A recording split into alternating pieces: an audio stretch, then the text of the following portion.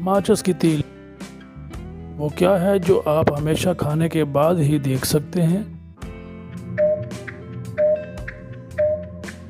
जवाब है ठोकर। कौन सी चीज़ आप एक बार खा लें दोबारा नहीं खाना चाहेंगे लेकिन फिर भी खा लेते हैं?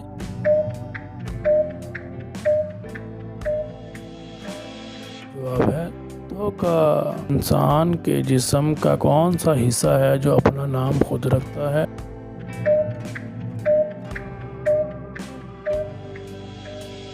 दिमाग, जो अपने साथ बाकी तमाम को भी नाम देता है। क्या आप जानते हैं कि आधे कटे हुए सेब की शक्ल किससे मिलती है?